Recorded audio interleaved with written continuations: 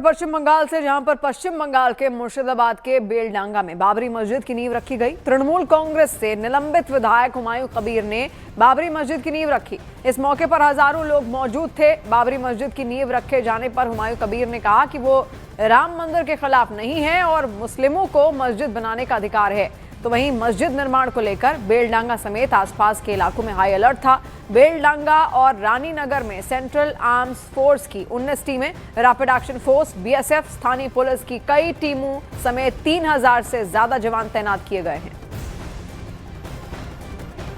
तो ये 3 तस्वीरें इस वक्त आपके सामने हैं। हुमायूं कबीर ने नींव रखी है यहाँ पर। टीएमसी ने उनको निलंबित किया था उनके इसी फैसले के चलते, इसी जिद के चलते कि वो मस्जिद निर्माण करवाएंगे ही करवाएंगे मुर्शिदाबाद में। और उसके बाद दूसरी तस्वीर आप देखिए, इसके लिए बाकायदा ईंटें अलग अलग जगहों से लाई गई हैं और काफी सारी संख्या में लोग वहां पर पहुंच रहे हैं। तीसरी तस्वीर है सुरक्षा सख्ती की, किस तरीके से पूरी सुरक्षा वहां पर बाकायदा सख्त की गई है। बीएसएफ के जवान मौजूद है, रैपिड एक्शन फोर्स वहां पर मौजूद है।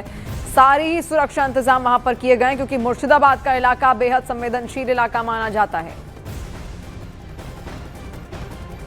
और बंगाल के मुर्शिदाबाद में हुमायूं कबीर के बाबरी मस्जिद की नींव रखे जाने पर यूपी के डिप्टी सीएम केशव प्रसाद मौर्य का बयान भी सामने आया। उन्होंने इसी टीएमसी की नौटंकी बताया और उन्होंने ये भी कहा कि अगर बाबर के नाम पर एक भी ईंट रखी गई तो बंगाल में बीजेपी की सरकार बनते ही उसे उखाड़ फेंका जाएगा।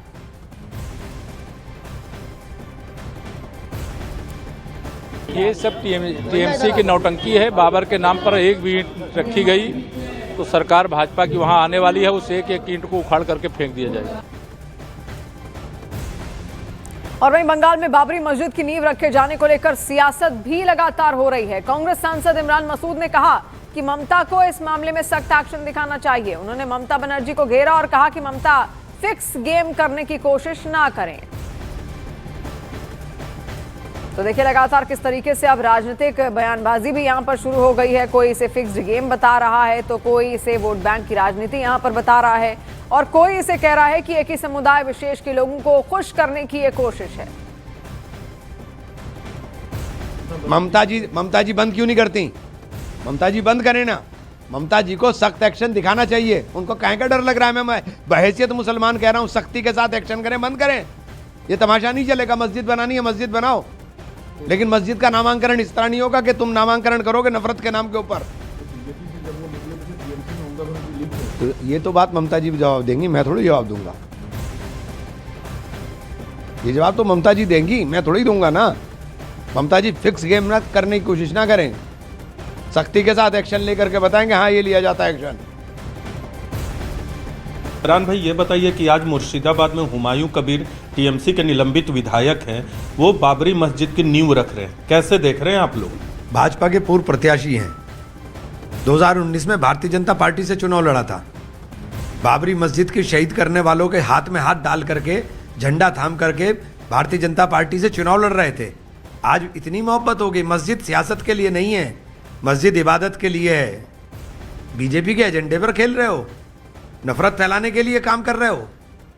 मस्जिद बनानी थी मस्जिद बनाते। मस्जिद तुम्हारी सियासत के लिए नहीं है कि तुम सियासत के लिए मस्जिद का इस्तेमाल कर रहे हो। और सख्ती के साथ ऐसे लोगों पर एक्शन होना चाहिए। इमरान भाई ये बताइए कि टीएमसी सरकार क्यों नहीं बड़ी कोई कार्रवाई कर रही है उनके खिलाफ? करनी चाहिए उनको।